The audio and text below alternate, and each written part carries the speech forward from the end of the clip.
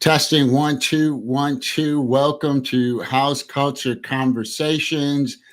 How is everyone doing? I am getting set up here on everything House Culture Conversations on Twitch, on Facebook Live, and on YouTube.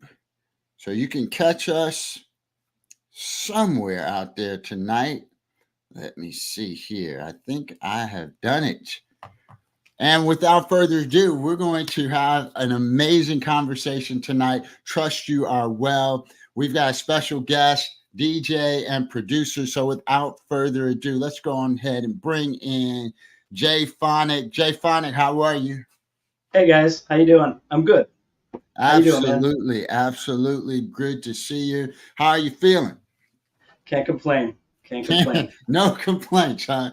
No, I here to use my quote up for the month, so you know. There you go. There you go. Well, hey, so tell us where you're located. I live in Providence, Rhode Island, USA. Providence, Rhode Island, USA. Born and raised? Yeah, I mean I've moved around a lot, but you know, once you drink the water, you always go back. Yeah. Well, this is going to be an interesting conversation because I think you're the first guest I've had that I've talked to that's in a place like Providence, Rhode Island. So I'm looking forward to the discussion. Tell us a little bit about growing up in Providence, Rhode Island, and how you got into music. Uh, Gosh, growing up in Providence was a great place to be. We had a very vibrant scene. Um, you know, there was a lot of rave culture in the city. The house culture wasn't there so much, but the rave culture was there. You know, a lot of stuff was going on with DJ Venom and Volume Productions, and there was a lot going on, and it was just a good place to be.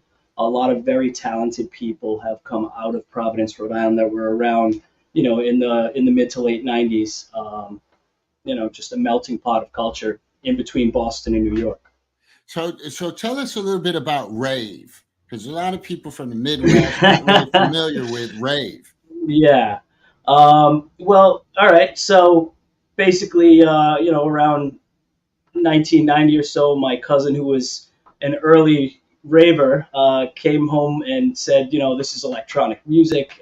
This is an ambient CD, which I didn't know what ambient music was at the time. You know, I was like, this is some weird soundscape. Just close your eyes and imagine some stuff. And you know, and then from there, it progressed to, you know, this is techno and this is house and, you know, this is Frankie Bones and this is DJ Kioki and, you know, by the time the Liquid Room came out, the Liquid Room sessions with Jeff Mills came out, I was pretty immersed in rave culture at the time. I didn't as much understand house culture. You know, I remember Jeff Mills Live at the Liquid Room came out just about the same week that Daft Punk's Homework came out. Oh, wow. And I didn't understand Daft Punk's Homework, but I understood Jeff Mills because I came from a rave background, and you know that hard banging music just kind of made sense to me. But you know, the rave scene when I was first into it was everything they talk about. You know, people dressing up, you know, 2 foot tall platform shoes, and you know, parties with candy taped to the walls, parties in beautiful places that we never should have been let into in the first place, parties in disgusting warehouses, parties under highway overpasses that got broken up, you know, at 4 a.m. by 6 cop cars and 2 paddy wagons. Like it was everything. There were big money parties and there were cheap parties. There were parties in fields. You know, there were parties you needed to look for the party with by listening as you were driving, and you know, a party in the dunes in Rhode Island where you had to find glow sticks on trees to find your way to the party. You know, but yeah, the rave scene was very interesting. It wasn't until a little bit later that I got into the house scene. That is wild. I mean, just some of the descriptions there, I'm getting visuals in my head. That had to be a good time. Hey, you're listening to House Culture Conversations. Cabasso, we see you. Thanks for tuning in and vibing with us as we hang out with JAYPHONIC. And we're just getting started. He's telling us a little bit about his upbringing out of Providence, Rhode Island. And so I've never talked to anyone that came up in house out of Providence, Rhode Island, and I'm learning there was a lot of talent in that area. And so when did you kind of start shifting into house, or which came first, being a DJ or being more kind of house influenced? For me, it started as somebody going to parties in front of the turntables. I mean, I was 14 years old going to parties, and I just wanted to go out and dance and have fun. But I knew that I wanted to DJ, and so, I eventually scraped together some money and bought a junky little home CD player that didn't have any pitch control, and a little realistic turntable that had a pitch wheel on it, and a battery powered Radio Shack mixer, and I would mix from one song on the CD to the turntable because I could control the pitch on the turntable, but I couldn't go back to the CD. So then I'd have to shut the music off and put on another song.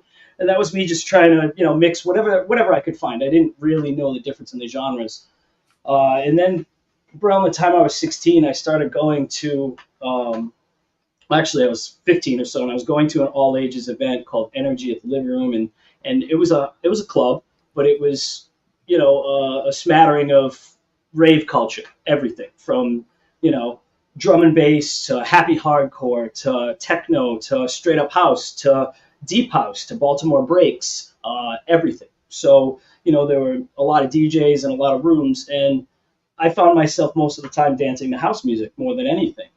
Even though initially, I was interested in techno, I found myself in the club liking what the house DJs were playing the most. Fast forward another year later, I was 16, and I'd been going to this other house club that was all ages. Actually, it wasn't all ages. It was 18 plus, but I was getting let in. I don't know how, because I look young, and I looked really young then. But I started going there, and next thing I know, I handed the promoter a mixtape, and I became a resident at an 18 plus club when I was 16. And that was kind of it. From there, it was mostly house, but I mean, I still do love funky techno. It's got to be like a funky techno, though. I'm not necessarily as interested in the machine, drum code kind of sound. That's my jam. We see you. Thanks for vibing with us. If you are in the chat, even if you're lurking, we appreciate you. Don't hesitate to put a question in the chat for JAYPHONIC. You said Baltimore breaks. Tell me, I hadn't heard that. And tell me a little bit about that. Baltimore breaks. I was introduced to Baltimore breaks by DJ Mikey Mike. In 2001, at the Winter Music Conference, he won the DJ Mixing Championships there. Not the DMC, but just the DJ Mixing Championships for the Winter Music Conference, right? And so in this set, among other things, he mixed from house to drum and bass smoothly and then back into house smoothly. You would have to have seen it, but it involved shutting turntables off and all kinds of stuff. But this is the guy, one of the best technical DJs that I have ever met in my life on a turntable was DJ Mikey Mike, and he was from Baltimore. And Baltimore breaks is very specifically it's chopped and screwed kind of house breaks, but it's not necessarily slowed down chopped and screwed. It's just its own style of breakbeat.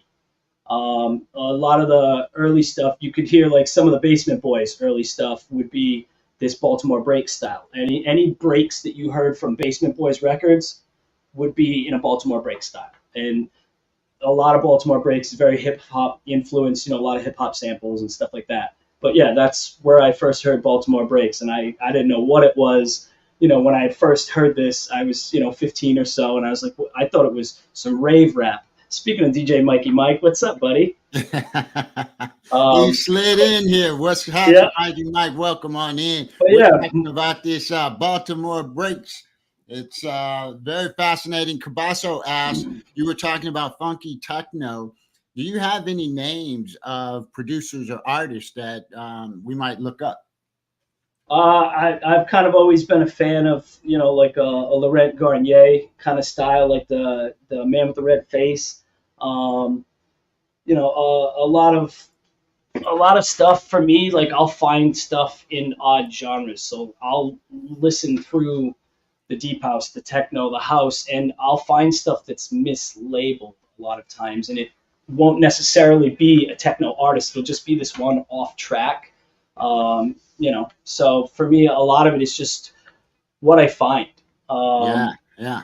Hey, I want you to do me a favor. Let's make a note. I want to do a special session where we give some examples of these different genres to help people really understand the differences between some of these genres. Because I agree with you. People just, play and they'll say, oh, that's deep, or they'll say that's, Detroit, or they'll say that's techno or whatever. And to your point, sometimes it can be mislabeled. I would love to do something like that, and you'd be just the guest for that. Mikey Mike, hey, JAYPHONIC was saying you are a technician. So, yes, he was talking about you and giving you the biggest compliment. Thanks for vibing with us. Why do you think house music continues to be so popular and spreading all around the world and still spawns more genres like deep or afro? Now we got amo piano. Why do you think house is just so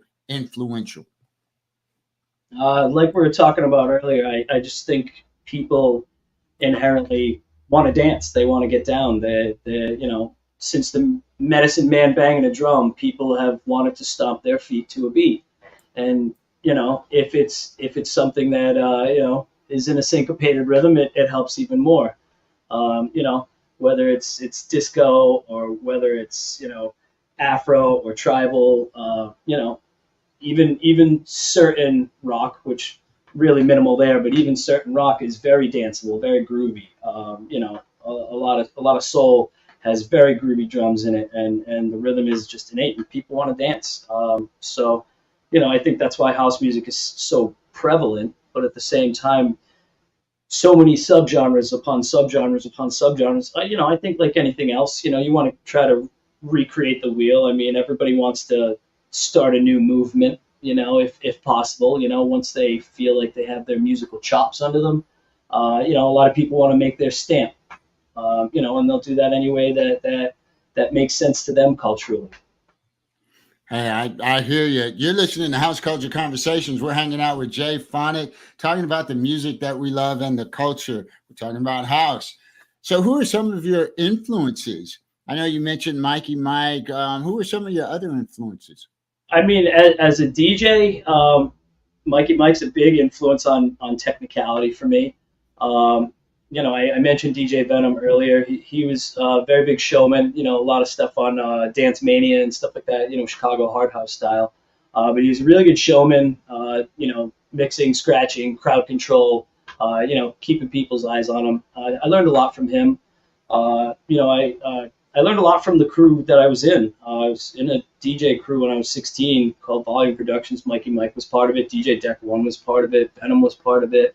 Neil Baxter, and these are all people that I drew from. I tried to take the best from everybody. This guy's good at that. Let me see if I can learn a little bit more about this from this guy and that from that guy and the technicality from this one, and put that all together to make me. And then Mikey Mike mentioned Susan Estera. Yep, Susan Estera was also in Volume for a very short time. Um, she wasn't necessarily a house DJ back then, but she was rocking it back then. You know what I mean? Like she's been doing it. She's been doing it. And now we find ourselves in this world where we are streaming big time on Twitch, and a lot of these DJs are on Twitch. What do you think about Twitch, and how has that changed the game? Twitch is very interesting. It's one of those things, you can love it or you can hate it. You can love it and hate it at the same time. Twitch can be very rewarding. It can also be really frustrating. There's a lot of competition on Twitch. But with that being said, if you build a community, even if like me, you don't talk as much, I will go into other rooms and talk to them more than I will talk during my own sets because I'm trying to work. But I think if you build a community, it becomes a very solid thing, and the community builds more community. Um, it's very interesting though. I like what Twitch has done. I wish Twitch would give a little bit more than 50%. It makes it a little difficult. When we each tip each other $1 and Twitch is the only one making the money. But other than that, I'm very happy with what Twitch has done because it's taken a lot of DJs like me that kind of stopped caring about bookings as much.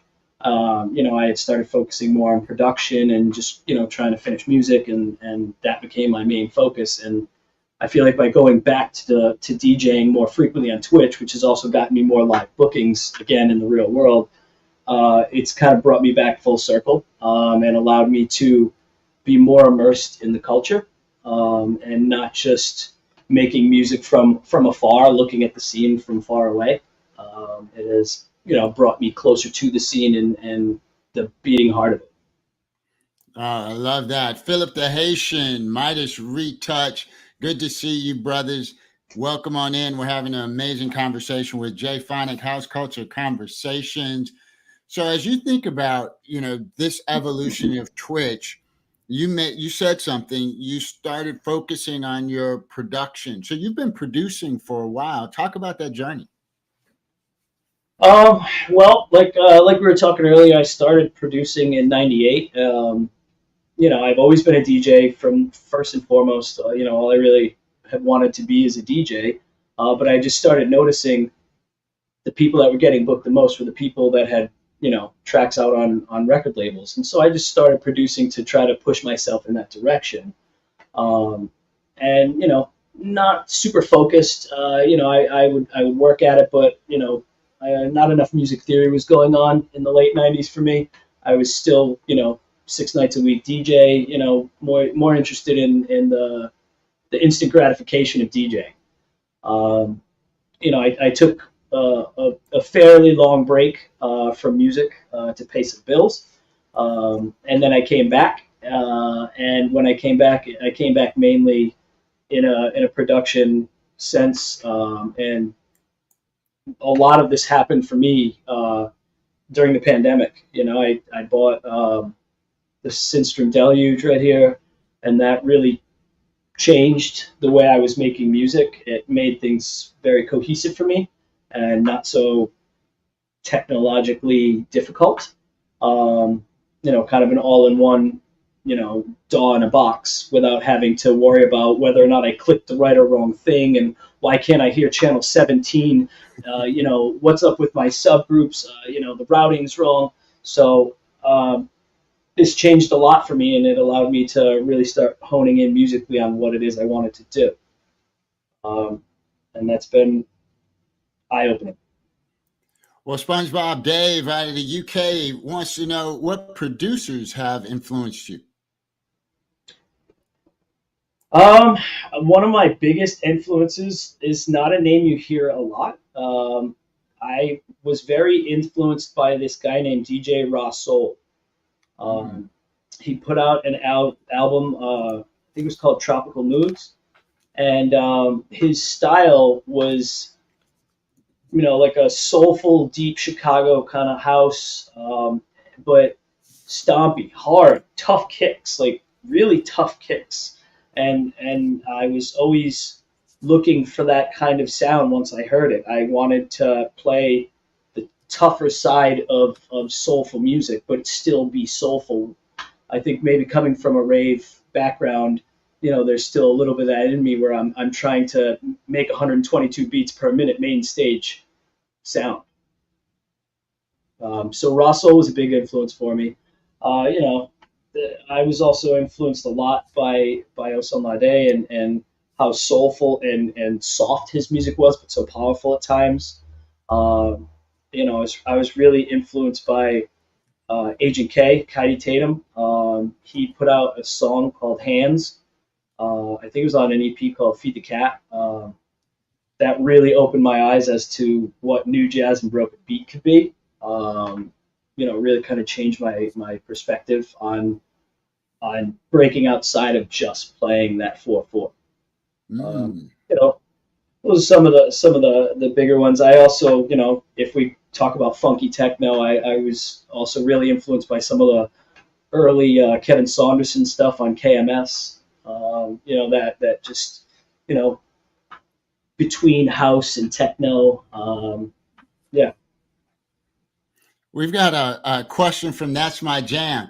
If you could only use one instrument to produce with, what would it be? I mean, ultimately, I would still need a DAW.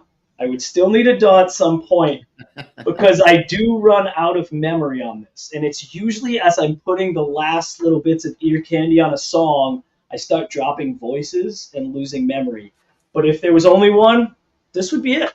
This would be it. It's Mhm. not as sophisticated on the synthesizer as the Triton or something like that.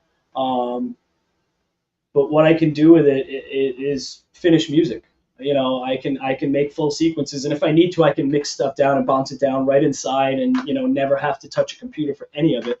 The first EP that I put out on Seed Recordings was this thing called Planting Seeds, and I had two songs on it. And one of those songs got reviewed by Five Magazine out of Chicago, made a bunch of charts. Actually, it was my best performing song to date.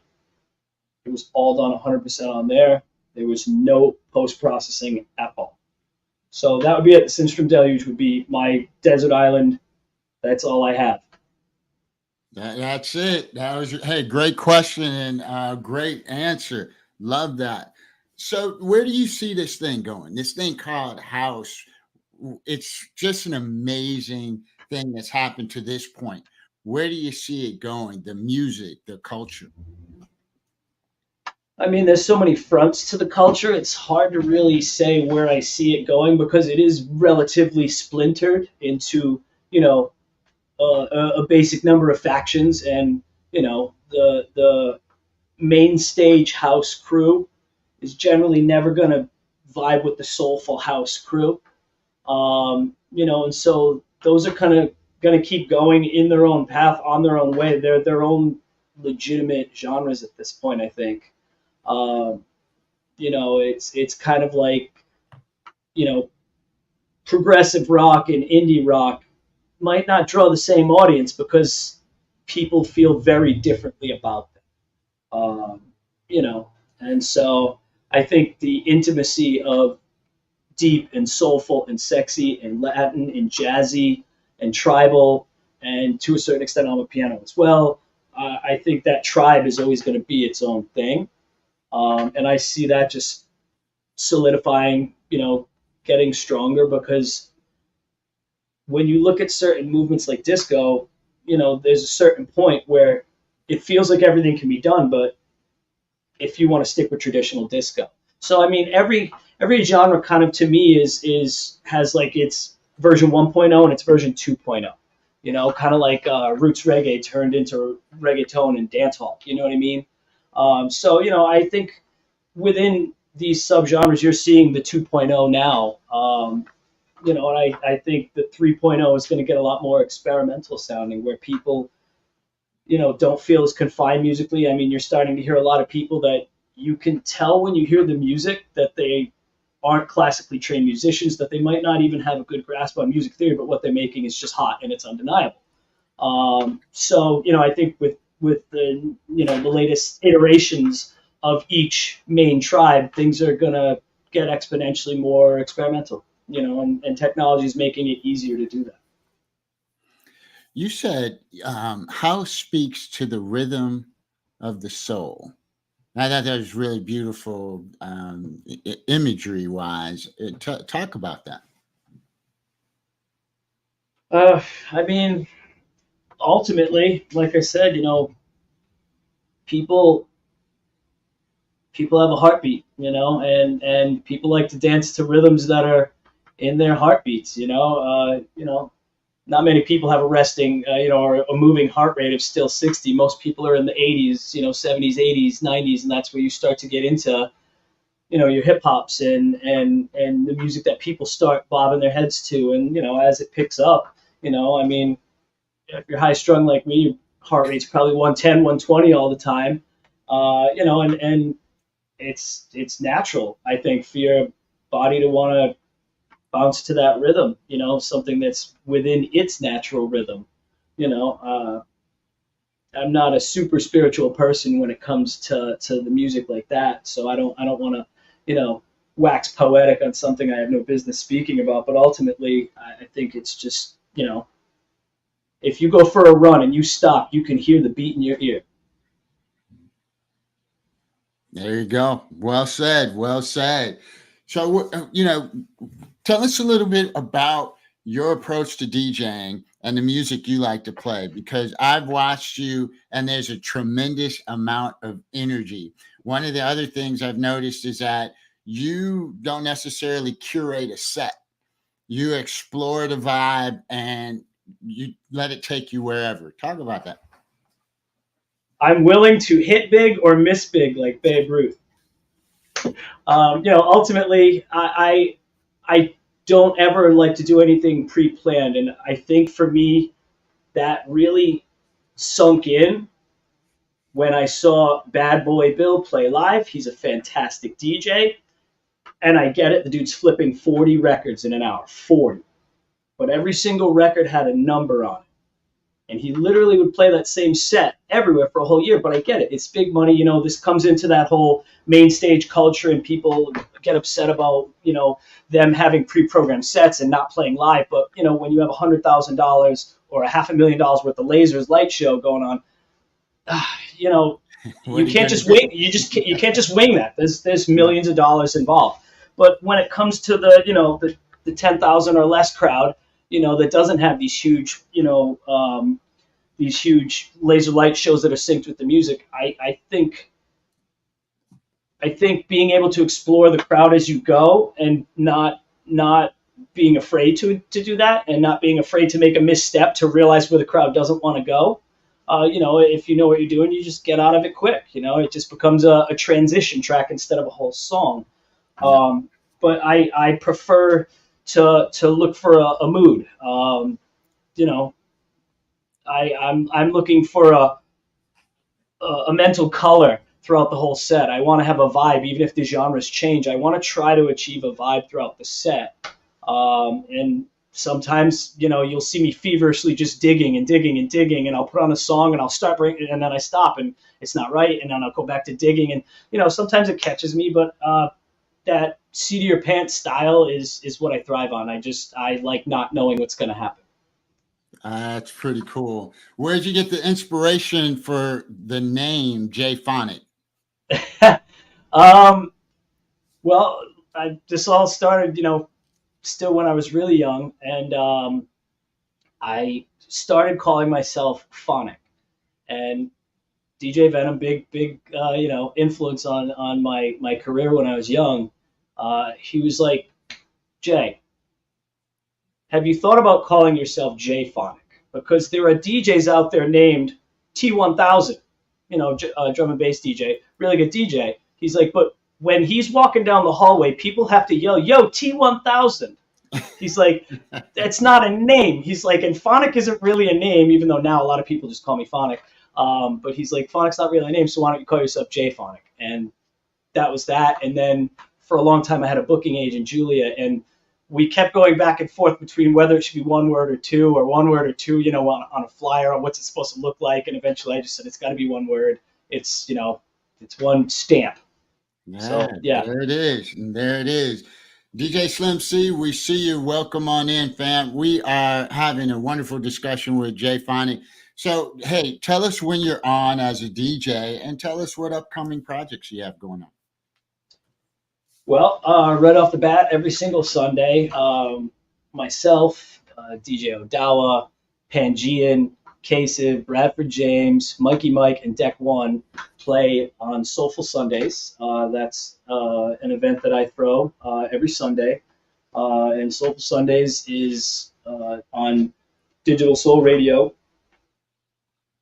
which is based off of a club night that Mikey Mike and Deck One and myself used to do a while back. Mondays, I am on Mosaic Mondays. Music Asylum Mondays has merged with Mosaic Mondays, so I am on Mosaic Mondays as well. On Mondays, I'm on from 4 to 6. On Sundays, I'm on from 6 to 8. I randomly do guest spots on a number of shows. I've had 3 or 4 guest spots just this week. Relatively busy. That's it musically. Live gigs, I've taken a little sabbatical on because I broke a finger and it's not bending so well. As far as production, there's a bunch of stuff going on. I am working on something right now with Stingray and Ezel that's going out for vocals. I'm excited about that. Working on something with Seabox, who is doing vocals, and I've heard her vocal. I really like the vocal. Just need to record the vocal for that. And I have a project that is completely done that I did with Black Girl Gamer, aka Novocaine Omega, and that is called Yeah Neteru. And I did 2 mixes on it, and Casey did another one. Artwork's all done, everything's mastered. I believe we are waiting on one extra mix from Gorilla Will, who's a fantastic producer. Lots going on musically. That is awesome. We have one more question from SpongeBob Dave. He says, have you noticed anything different in the crowd over the years? Yeah, we all have more white hair and we dance a little slower. If I want to, not just be tongue in cheek funny, I think people dance a little bit less than they used to in general. I think part of that is the proliferation on social media of absolutely amazing dancers.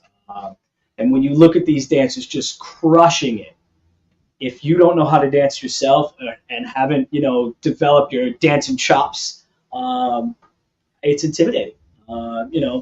Back at our Digital Soul Sunday night back in the day, there were some very good dancers there, and I used to joke that it was like the lost cast of the show Fame.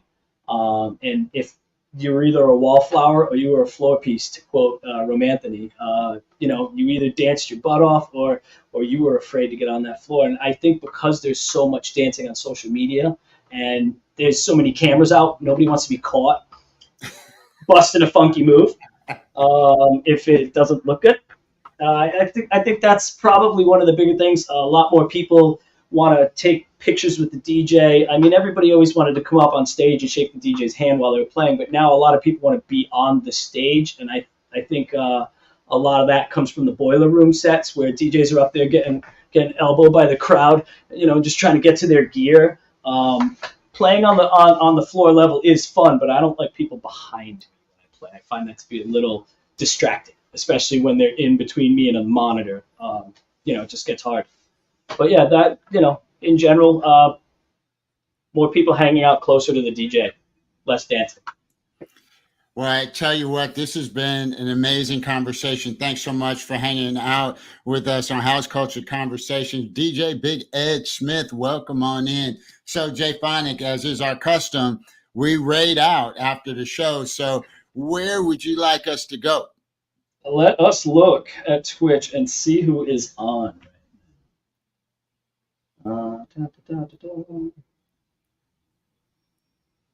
Let us raid. Let's raid Tila. DJ_Tila. All right, DJ_Tila.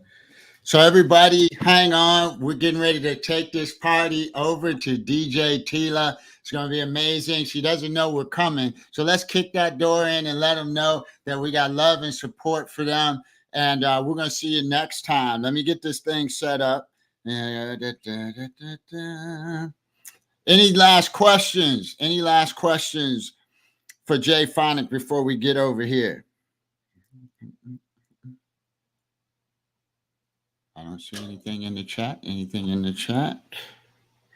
Any parting words before we take off, JAYPHONIC? Live, laugh, love. I love it. I love it. All right, man. Get your groove on. Enjoy that house music. That's it. For those of you who are on Twitch, we are headed over to DJ Tila. Everybody else, we will see you next time. Thanks so much for vibing out with us, JAYPHONIC. It has been my pleasure. Enjoyed you so much. Take care. Thanks for having me. Thanks for having me, guys.